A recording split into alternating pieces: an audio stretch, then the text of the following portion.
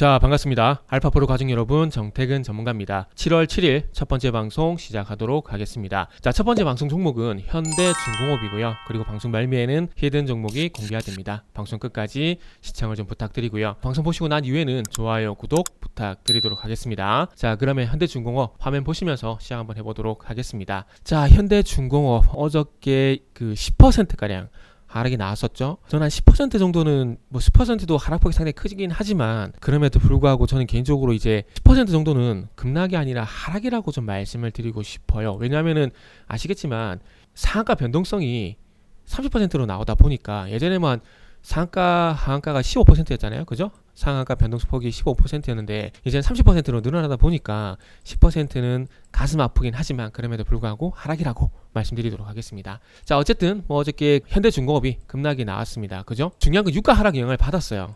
참 이게 과거의 어떤 상식에서 좀 벗어나지 않는다라고 좀 생각이 드는 게 유가가 하락을 하게 되면은 유가에 대한 수요가 줄어들게 되고 유가가 하락을 하는 것이 유가 수요가 좀 줄어든다는 것으로 해석을 하게 되고 유가의 수요가 줄어들게 되면은 뭐 해양 플랜트 같은 투자를 지연시킬 수 있다라는 그런 가능성 때문에 하락을 한 겁니다. 이게 전통적인 생각인데 어저께 뭐 특징 뉴스 유가 하락 그리고 조선 연관성에서 다 보니까 이렇게만 뉴스가 나오더라고요. 물론 그것도 맞아요. 그것도 맞는데 지금 어쨌든 에너지 문제가 좀 화두가 되고 있는 상황이지 않습니까? 에너지 문제가 화두가 되고 있는 상황이기 때문에 원천적으로 일단은 유가가 하락한다고 해서 공급이 늘어나는 건 아니거든요. 그건 아닌데 어쨌든 유가가 하락을 하게 되면서 이 LNG 가격도 하락을 하게 되고 이 LNG 가격이 하락을 하게 되면은 공급이 늘어난 게 아님에도 불구하고 어쨌든 이 에너지 문제가 조금은 진정세를 보일 거야. 그러면서 그동안 얘기 나왔던 LNG 투자라든지 LNG 선 발주라든지 이런 부분들이 좀 지연이 되지 않을까? 그런 걱정 때문에 어저께 이렇게 주가가 하락이 나왔다고 보시면 될 것 같아요.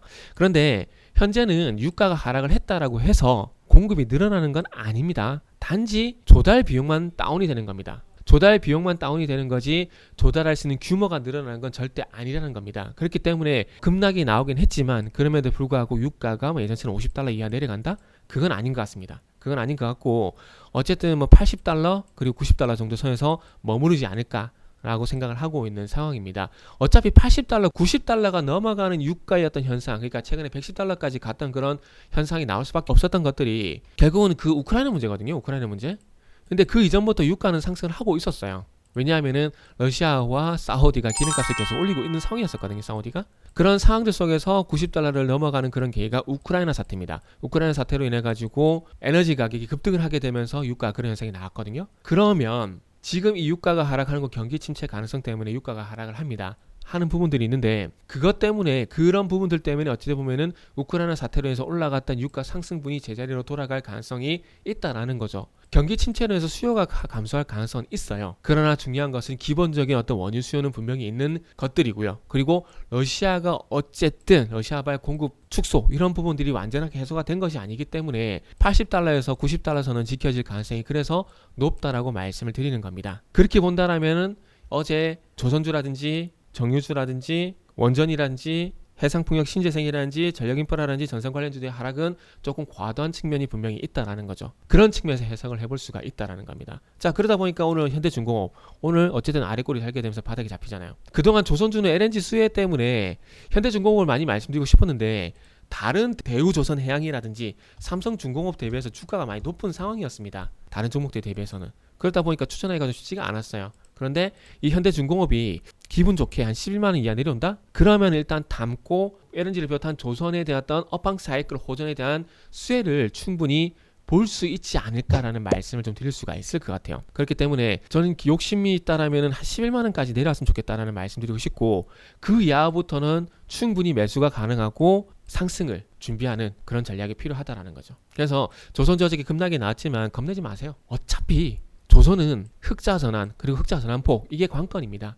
그게 얼마만큼 만들어지냐가 관건이에요. 지금 유가 하락은 별로 신경 쓰지 않습니다. 결국 모멘텀은 이 유조선이 아니라 LNG선이잖아요. 그리고 당장 12월 달에 유럽은 에너지 걱정을 해야 되는 상황입니다. 그래서 조선주는 싸면 쌀수록 좋다. 이렇게 정리하면서 마무리하도록 할게요. 이어서 히든 종목 보도록 할게요. 히든 종목입니다. 이 히든 종목이 오늘 한 9% 정도 하락을 하고 있는 상황인데 이 종목을 선택한 이유는 뭐 차트적인 부분보다는 전반적으로 앞으로 어떤 모멘텀 이런 것들 좀 생각을 하고 싶어요. 뭘 말씀드리려고 그러냐면은 우리가 완전 자율주행적으로 가기 위해서는 레벨 3, 레벨 4 이상 가야 되잖아요. 그러기 위해서는 인지, 판단, 제어 중에서 이 판단이 상당히 좀 중요합니다. 근데 이 판단을 하기 위해서 어떤 정확한 데이터가 유입이 돼야 돼요. 그러면 라이다라든지 레이더라든지 카메라를 통해서 영상 정보가 들어올 겁니다. 외부 정보가 들어올 거예요. 그러면 이 외부 정보가 들어왔을 때 이 외부 정보를 영상 신호라고 그럴게요. 영상 신호를 전기 신호로 바꿔주는 반도체 시스템도 분명히 필요할 거고요. 외부에서 입력된 영상 정보가 HD급의 정말 고화질의 정보로 전송이 돼야 됩니다. 그런 역할을 하는 반도체를 만드는 곳이 요 히든 종목이라 보시면 될 것 같아요. 그렇기 때문에 앞으로 어쨌든 레벨 3, 레벨 4 쪽으로 진행이 되게 된다라면은 이 판단에 대한 부분들 슈퍼컴퓨터 그리고 자율주행차의 또 두뇌 역할을 하는 자율주행 응용칩 이런 것들이 이제 슈퍼컴퓨터와 원활하게 5G 특화망을 통해서 통신을 할 거고 그 이전에 빠르게 수집이 되고 선명하게 깨끗하게 수집이 되는 정보를 또 빠르게 수집하는 이런 빠른 시스템이 필요한데 그러기 위해서는 이 회사가 필요하다라는 거죠. 그래서 이 회사가 지금 현대차그룹이란지 그리고 삼성전자 그리고 르노코리아 쪽으로 현재 납품을 하고 있는 상황이고요. 중국 쪽 같은 경우는 비아디 그리고 롱혼 그리고 일본 쪽 같은 경우는 도요타란지 교세라와 같은 기업들 쪽으로 납품을 하고 있는 상황입니다.